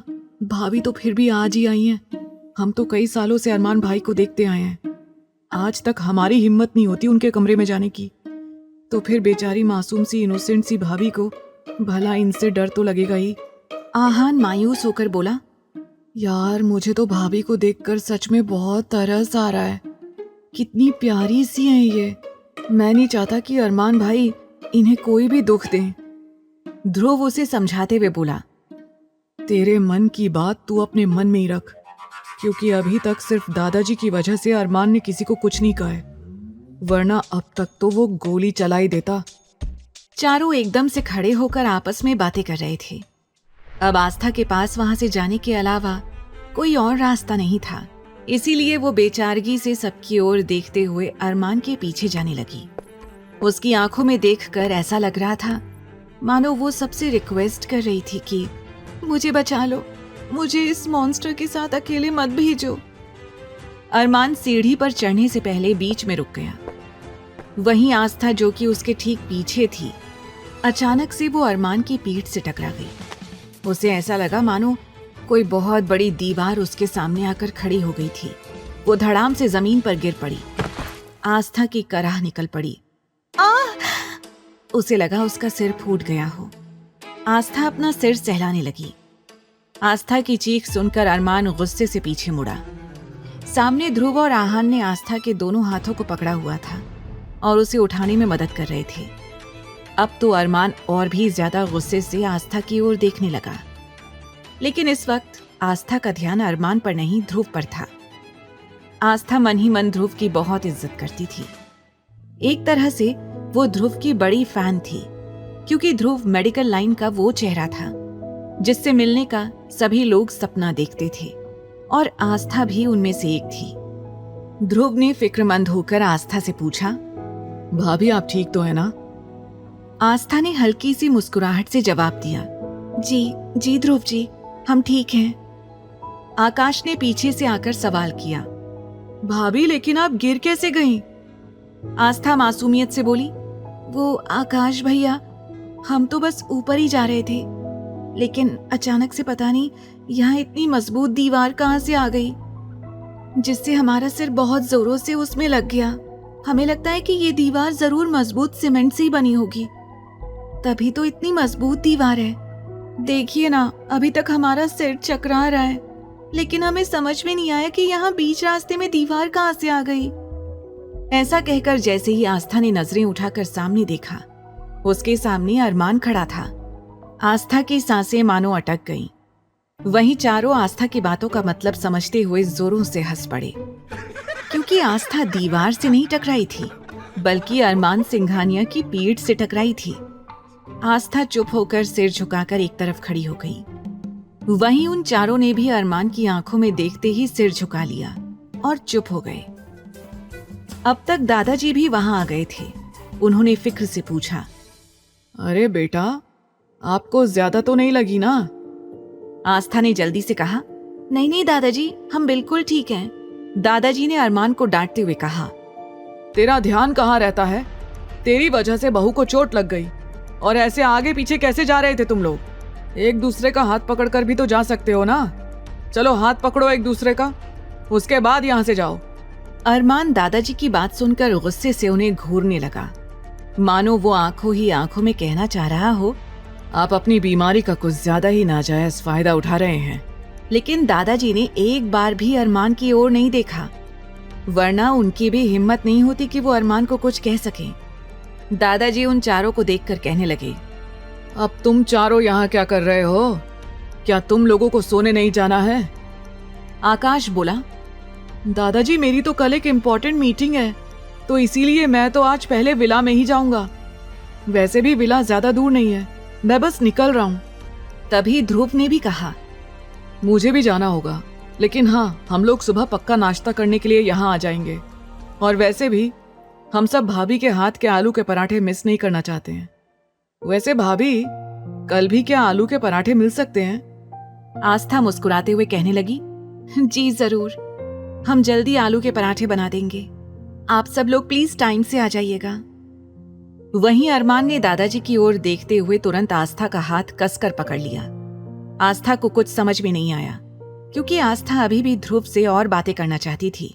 लेकिन तब तक अरमान उसे लगभग घसीटता हुआ अपने साथ सीढ़ी से ऊपर कमरे में लेकर जाने लगा और जल्दी ही कमरे में जाकर उसने कमरे को अंदर से लॉक कर दिया। आस्था डरते हुए बोली, ये आप क्या कर रहे हैं? लेकिन अरमान ने आस्था का हाथ कसकर पकड़ लिया और उसे लगभग घसीटता हुआ अपने साथ सीढ़ियों से ऊपर कमरे में लेकर जाने लगा। कमरे में पहुंचते ही उसने कमरे को अंदर से लॉक कर दिया। बाहर खड़े सभी हैरानी से मुंह खोले ये सब देख रहे थे।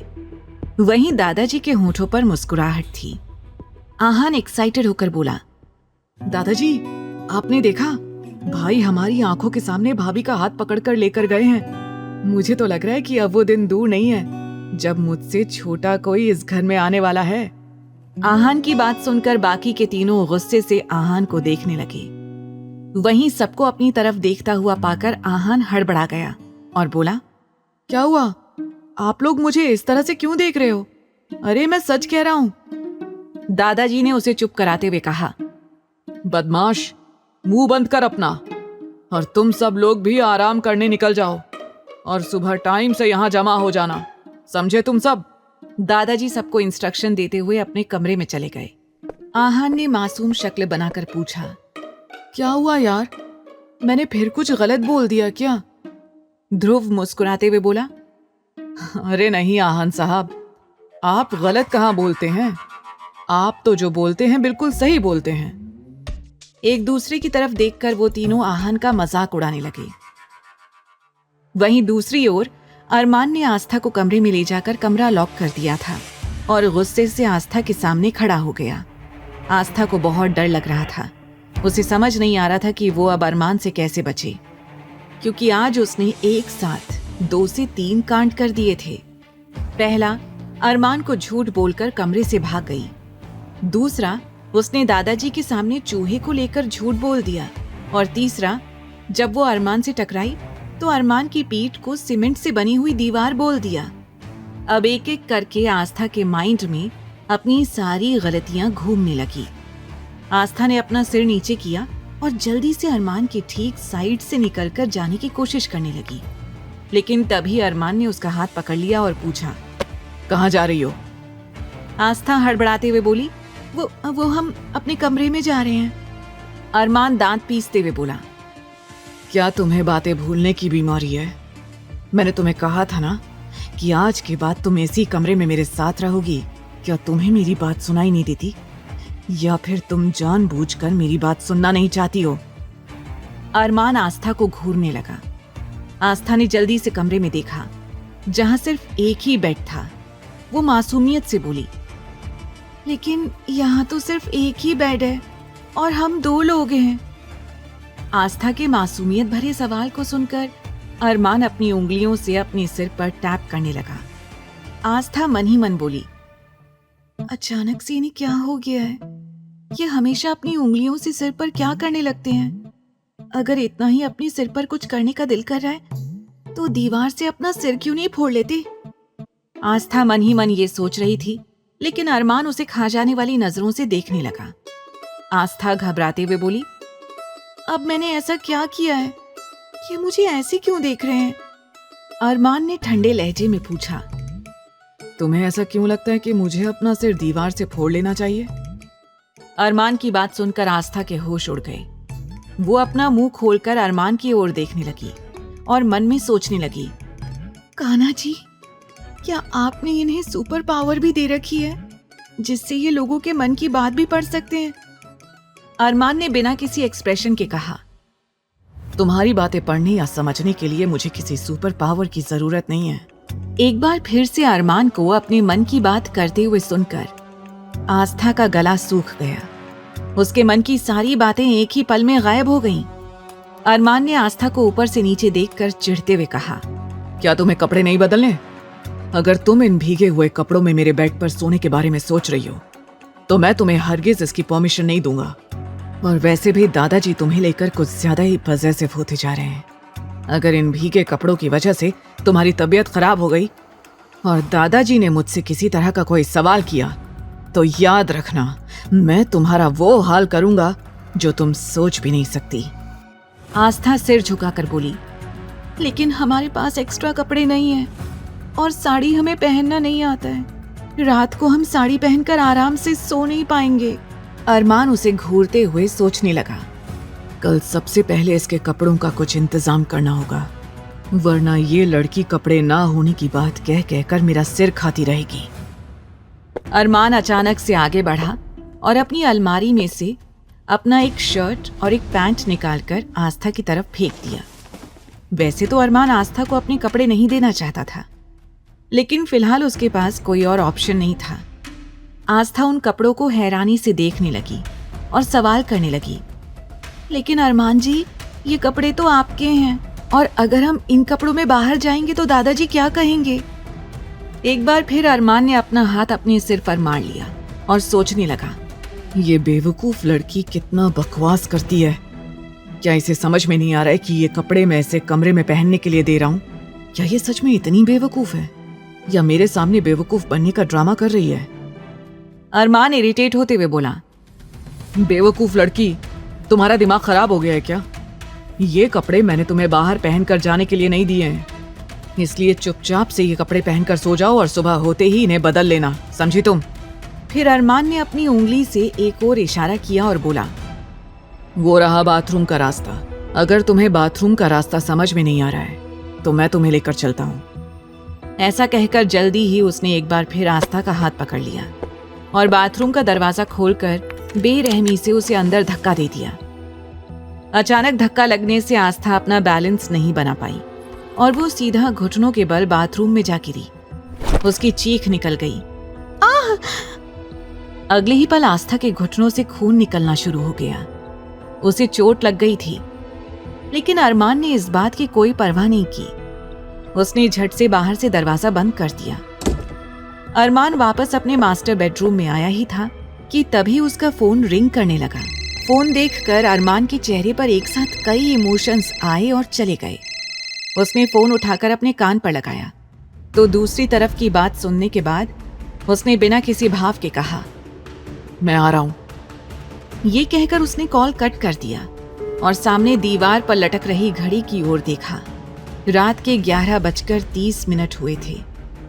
अरमान ने अपना कोट उठाया और अपने कमरे से निकलकर सीधा अपने मैंशन से बाहर निकल गया। अरमान ने अपनी गाड़ी निकाली और खुद ड्राइव करता हुआ सिंघानिया मैंशन से 2 किलोमीटर की दूरी पर आ गया और अचानक एक विला के सामने अपनी गाड़ी रोक दी। अभी उस गाड़ी को रुके हुए कुछ ही मिनट हुए थे कि तभी विला से 4 लड़के तेजी से निकलकर बाहर आ गए। और स्टाइल से चलते हुए अरमान की गाड़ी में बैठ गए। ये चारों कोई और नहीं, आहान, ध्रुव, आकाश और सुमित थे। अरमान ने गाड़ी फिर से स्टार्ट की और तेजी से ड्राइव करते हुए मेन रोड पर आ गया। अरमान की गाड़ी के पीछे 4 से 5 गाड़ियां और चल रही थीं, जिनमें अरमान के गार्ड्स थे जो उसे फॉलो कर रहे थे। गाड़ी में अजीब सी खामोशी छाई हुई थी। जहां कुछ देर पहले सभी हंसी मजाक कर रहे थे, वहीं अब सब सीरियस थे। उनके चेहरों पर कोई इमोशन नहीं था। चारों बाहर सुनसान सड़क को देख रहे थे। जल्दी ही अरमान सिंघानिया ने एक जगह गाड़ी रोक दी और ऑर्डर देते हुए कहा, अपना फेस अच्छी तरह से कवर करो। अरमान के इतना कहते ही उन चारों ने अपने फेस को अच्छी तरह से कवर कर लिया था। और तभी अरमान ने अपनी गाड़ी से एक बंदूक उठा ली और वो सब गाड़ी से निकलकर सामने की बंद पड़ी फैक्ट्री की तरफ जाने लगे। इस वक्त वो लोग शहर से बाहर थोड़ी दूरी पर एक बंद पड़ी फैक्ट्री के पास थे, जिसका काम बहुत समय पहले रोक दिया गया था। अरमान ने अपने सभी गार्ड से मुड़कर कहा, तुम सब यहीं रुको और हमारा इंतजार करो।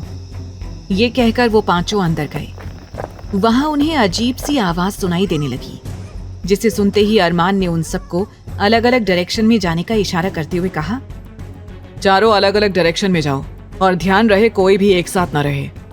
थोड़ी देर तक अपनी नजरें चारों तरफ घुमाने के बाद अरमान ने धीमे लहजे में कहा, मतलब इस फैक्ट्री में सिर्फ एक ही बंद दरवाजा है, जरूर उसी के पीछे कुछ ना कुछ गड़बड़ होगी। ये अंदाजा लगते ही अरमान ने बिना देरी किए तेजी से एक लात सामने के दरवाजे पर मार दी। अगले ही पल दरवाजा टूट गया और अब अंदर का नजारा अरमान के सामने था, जिसे देखकर उसकी आंखें हैरानी से फैल गईं।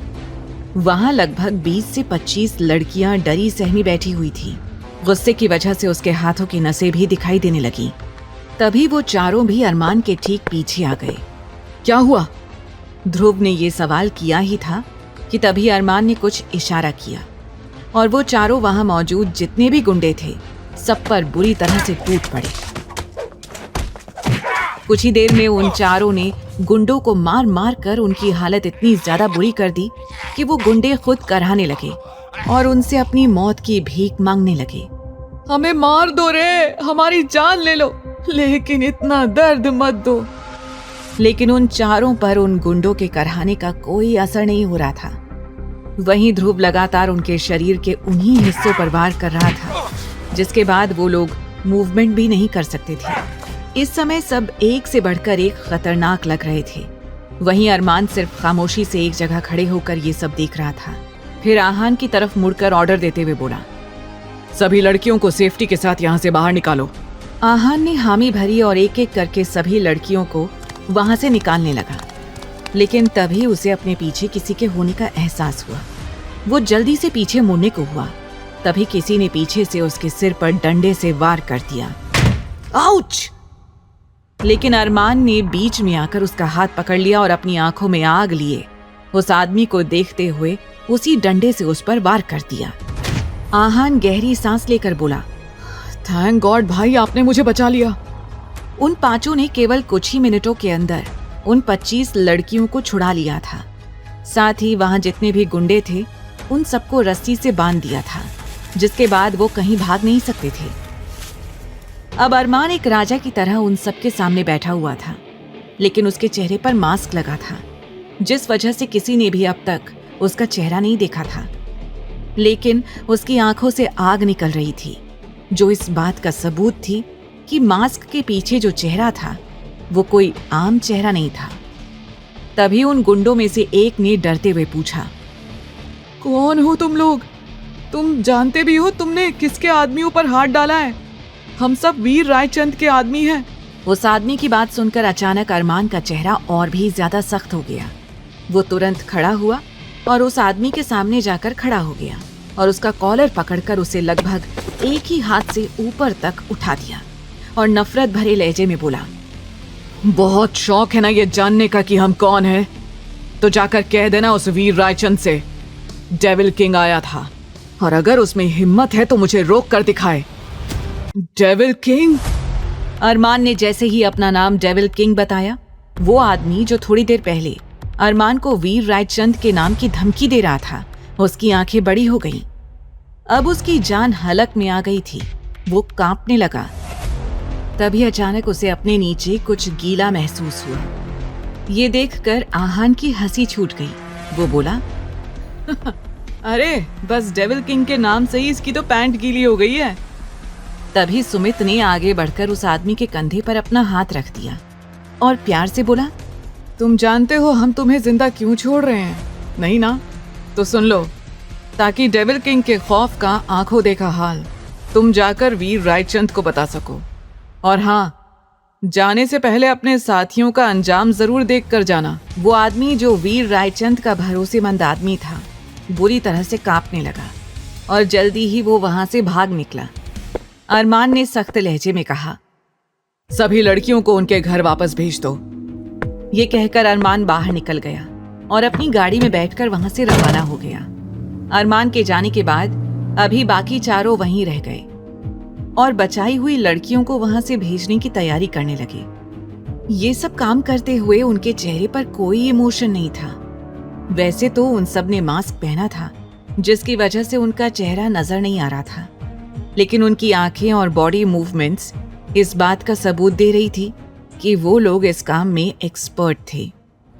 सामने जितनी भी लड़कियां थी, उनकी आंखों में खुशी की चमक थी और वो एहसान भरी नजरों से चारों को देख रही थी। लेकिन उनके चेहरे का दर्द देखकर सुमित का दिल भर आया।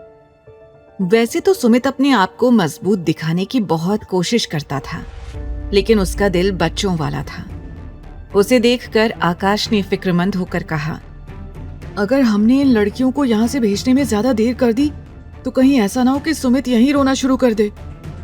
आहान, जो कुछ देर पहले तक दूर खड़ा किसी से फोन पर बात कर रहा था, वहां आकर बोला, मैंने काव्या को बता दिया है, सारी लड़कियां वहीं जाएंगी और उन्हें उनके घर तक वही पहुंचा देगी। काव्या शर्मा अरमान की टीम में थी, जिसकी उम्र लगभग 30 साल थी। बहुत कम उम्र में ही उसके पति की मौत हो गई थी, जिससे उसे एक बेटी थी। वो बेटी के साथ खुशी से जी रही थी। आहान ने लड़कियों को अपने आदमियों के साथ काव्या के पास भेजा, जिसके बाद काव्या उनकी डिटेल्स लेकर उनके घर भेजने या उनके रहने और काम का इंतजाम करने वाली थी। सुमित, आकाश और अरमान को काव्या ने कभी देखा नहीं था। वो सिर्फ आहान और ध्रुव को जानती थी, बाकियों को नहीं। अब वो लोग भी आकाश के विला की ओर रवाना हो गए। वहीं दूसरी ओर आस्था, जिसके घुटनों में चोट लगी थी, उसका खून बहना बंद नहीं हो रहा था। बाथरूम में वो थोड़ी देर तक रोती रही, लेकिन फिर जैसे तैसे खुद को संभाल कर खड़ी हुई। फिर आईने में खुद को देखकर सुबकते हुए बोली, आस्था, शांत हो जा। यहाँ तेरे आंसू पोंछने वाला कोई नहीं है, तू बिल्कुल मत रो। कपड़े बदल ले। फिर उसने अपनी जख्मों को साफ किया। वो परेशान होकर बोली, मुझे समझ भी नहीं आ रहा है कि अब लोअर कैसे पहनूं। कहीं अरमान के लोअर में खून के दाग लग गए तो वो जल्लाद हमें इस बात की भी पनिशमेंट ना देने लगे। ये बातें उसके दिमाग में चल रही थी, लेकिन फिलहाल उसके पास कोई और रास्ता नहीं था। इसीलिए उसने उस लोअर को पहन लिया। फिर बड़बड़ाते हुए बोली, अब जो होगा देखा जाएगा। जल्दी ही आस्था चेंज करके बाहर आ गई। उसने पूरे कमरे में देखा, अरमान वहां कहीं नहीं था। ये देखकर आस्था ने राहत की सांस ली। अभी आस्था रिलैक्स्ड थी, इसीलिए वो पूरे कमरे में चारों तरफ अपनी नजरों को घुमाकर देखने लगी। पूरा कमरा इंपोर्टेड चीजों से भरा हुआ था। आस्था हैरान होकर बोली, ये कमरे में कैसे स्टैचू रखे हुए हैं और उनमें नीचे ये कहां से आया है वो भी लिखा हुआ है, Japan, Italy, America, et cetera. Wow! Aastha बड़े ध्यान और हैरानी से सब देख रही थी, क्योंकि भले ही वो पहले से इस कमरे में थी, लेकिन उसने अभी तक किसी भी चीज को नोटिस नहीं किया था। उसने अपने लिए एक फर्स्ट एड बॉक्स ढूंढा और उसमें से कॉटन निकालकर अपना घुटना एंटीसेप्टिक से क्लीन करने लगी। तभी आस्था दर्द से कराहते हुए बोली, ये इतना जल क्यों रहा है? नहीं आस्था, ये तो करना ही होगा, और फिर इस तरह से किसी और के घर में बीमार होने का रिस्क नहीं ले सकती है तू। आस्था ने घाव क्लीन करने के बाद उस पर एक ट्यूब और बैंडेज लगा दिया। अपने पैर में मरहम पट्टी करने के बाद आस्था ने अपने लोअर को ऊपर तक फोल्ड कर लिया, लेकिन अब तक उस पर खून के धब्बे लग चुके थे जो कि साफ दिख रहे थे। आस्था खुद में बोली, अब इस दाग को छोड़ आस्था, तू सो जा। सब कुछ भुलाकर आस्था सीधे जाकर बेड पर लेट गई, क्योंकि वो थक गई थी और कुछ ही देर में उसे नींद भी आ गई। रात के 2 बजे अरमान वापस से सिंघानिया मैंशन में आया। कमरे में आते ही उसकी नजर सबसे पहले आस्था पर पड़ी, क्योंकि पूरे कमरे में अंधेरा था। वहां सिर्फ एक ही डिम सी लाइट जल रही थी, जिसमें आस्था का चेहरा साफ दिखाई दे रहा था।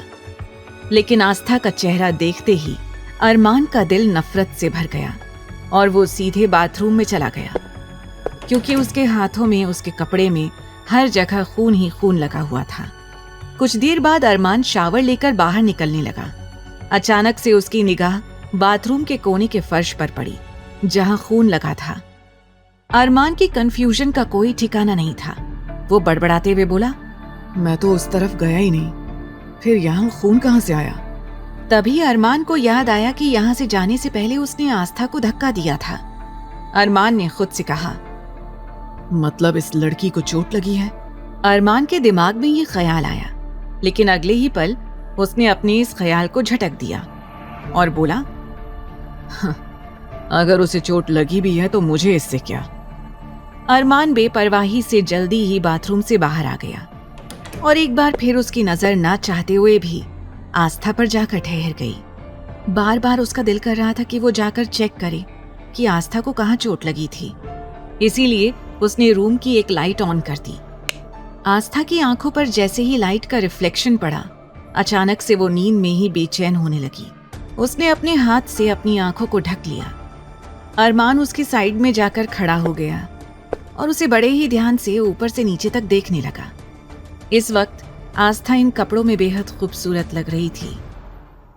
अरमान की नजरें उस पर जाकर ठहर सी गई थी। फिर जल्दी ही उसने आस्था को ब्लैंकेट से कवर कर दिया और धीमी आवाज में बोला, अगर इसे चोट लगी है या इसके घाव से खून भी निकल रहा है तो मुझे इससे कुछ खास फर्क नहीं पड़ना चाहिए। ये सोचते हुए बिना आस्था की परवाह किए अरमान बेड के दूसरे सिरे पर जाकर लेट गया और लेटते ही वो भी गहरी नींद में सो गया। इधर एक अंधेरी हवेली के छोटे से कमरे में, जहां बस एक दिए की लौ जल रही थी, वो आदमी हांफते हुए पहुंचा था, जिसे कुछ देर पहले अरमान ने बहुत पीटा था। उसने आज जो कुछ भी हुआ वो सब बातें सामने बैठे आदमी को बता दी और आखिर में डरते हुए कहा, वहां डेविल किंग आया था, उसी ने सभी लड़कियों को रेस्क्यू करवाया है। तभी वीर रायचंद को अपने कंधे पर किसी का हाथ महसूस हुआ और जैसे ही उसने मुड़कर देखा तो एक अधेड़ उम्र की औरत उसके सामने खड़ी थी। उसने वीर से कहा, वीर शांत हो जाओ। वो वीर को शांत होने के लिए कह रही थी। वीर ने एक नजर उस औरत की तरफ देखा और गुस्से से लंबे कदम लेता हुआ अपने कमरे में चला गया। उसने अपने कमरे में जाकर तोड़ फोड़ करना शुरू कर दिया था। वो जोरों से चिल्लाते हुए बोला, डेविल किंग, मैं तुम्हें किसी भी कीमत पर नहीं छोड़ूंगा। मैं तुम्हें इतनी आसानी से जीतने नहीं दूंगा, बिल्कुल भी नहीं, कभी नहीं। ये कहते हुए वीर रायचंद ने अपना फोन उठाया और किसी को कॉल किया और ऑर्डर देते हुए बोला, पता लगाओ ये डेविल किंग किस बिल में छिपा बैठा है। आज तक इस डेविल किंग ने हमारे हर मामले में टांग अड़ाई है। अब मैं इस डेविल किंग को किसी भी कीमत पर नहीं छोड़ूंगा। तुम्हें हर हाल में इस डेविल किंग को ढूंढ कर निकालना ही होगा। आज तक अरमान यानी डेविल किंग की पहचान सभी के लिए एक सीक्रेट था। किसी को इस बारे में नहीं पता था कि शहर का नंबर 1 बिजनेसमैन अरमान सिंघानिया, जो सिंघानिया इंडस्ट्रीज का मालिक था, वो असल में एक डेविल किंग भी था, जिसका लोगों में अलग ही तरह का खौफ था। शहर के सभी लोग डेविल किंग के नाम से बुरी तरह से कांपते थे।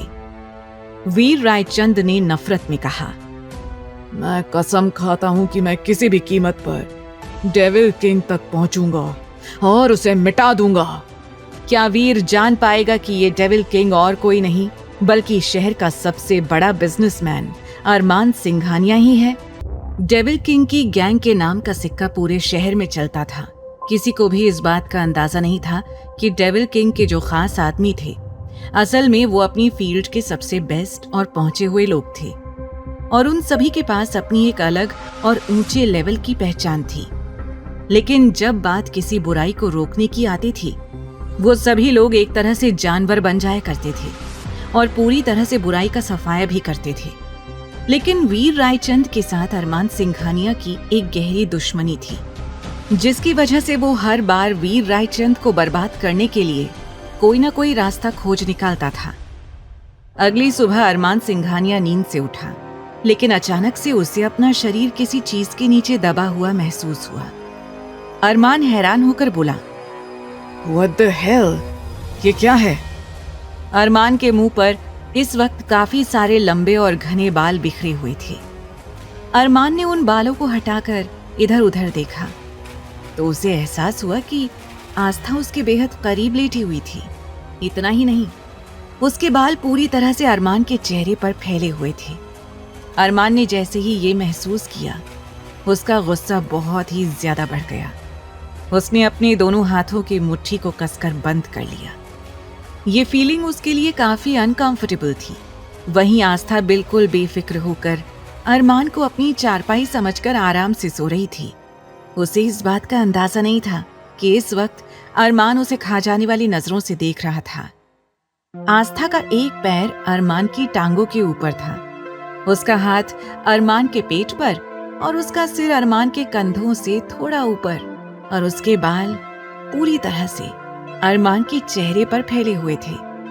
अरमान गुस्से से उठा और तुरंत आस्था को अपने ऊपर से उतारकर साइड में फेंक दिया। आस्था जो नींद में थी उसके मुंह से चीख निकल गई, मर गई नानी माँ, आज फिर से चारपाई से गिर गई। अरमान लाल सुर्ख आंखों के साथ उसे घूरने लगा, क्योंकि आस्था का इस तरह से उसे छूना उसे बिल्कुल भी पसंद नहीं आया। तभी जमीन पर पड़ी आस्था ने धीरे से अपनी पलकें खोली तो कंफ्यूजन में बोली, अरे हमारी चारपाई कहाँ गई? अगले ही पल उसने अपने सिर पर हल्का सा टैप किया और धीरे से बड़बड़ाने लगी, हम भी ना कितने बड़े बुद्धू हैं। हम कैसे भूल गए कि हम इस वक्त अपने गांव में अपनी चारपाई के साथ नहीं हैं, बल्कि यहाँ इस बड़े से शहर में एक मॉन्स्टर के कब्जे में है। आस्था ने भोलेपन में ये लाइन कह तो दी थी, लेकिन तभी उसने आंखें उठाकर सामने देखा। अरमान अपनी तीखी नजरों से उसे ही घूर रहा था। आस्था की सारी नींद एक ही पल में गायब हो गई। उसने अपने दांतों तले उंगली दबा ली और जल्दी से अपनी आंखों को गोल गोल घुमाने लगी। वो सोच रही थी, हे कान्हा जी, ये हमसे क्या हो गया? ये हमने क्या कर दिया? कहीं मॉन्स्टर ने हमारी बात सुन तो नहीं ली? ये सोचते हुए आस्था बहुत घबराने लगी। उसका पूरा शरीर कांपने लगा। जिस तरह से ठंड में दांत आपस में बजते हैं, उसी तरह उसके दांत कटकटाते हुए आपस में बजने लगे। अरमान ने उससे कुछ नहीं कहा, बस उसे घूर कर बाथरूम में चला गया। अरमान के जाने के बाद आस्था ने एक गहरी लंबी राहत की सांस ली और बोली, हाँ, पता नहीं अब ये मॉन्स्टर हमारा क्या हाल करेगा। ये हमने क्या कर दिया? हमने उस मॉन्स्टर के मुंह पर ही उसे मॉन्स्टर कह दिया। भगवान जी, बस इस बार और बचा लेना हमें। वादा करते हैं कि इस बार तो हम पक्का आपसे मिलने आएंगे और आपके लिए ढेर सारा आपका फेवरेट प्रसाद लेकर आएंगे। बस अभी आप हम पर अपनी कृपा बनाए रखना। ऐसा कहकर आस्था मन ही मन में खुद के लिए दुआ करने लगी। आगे की कहानी जानने के लिए देखें अगला एपिसोड सिर्फ पॉकेट एफएम के YouTube चैनल पर, और तेरे इश्क में के सारे एपिसोड्स को सुनने के लिए डिस्क्रिप्शन में दी लिंक से डाउनलोड करें पॉकेट एफएम ऐप।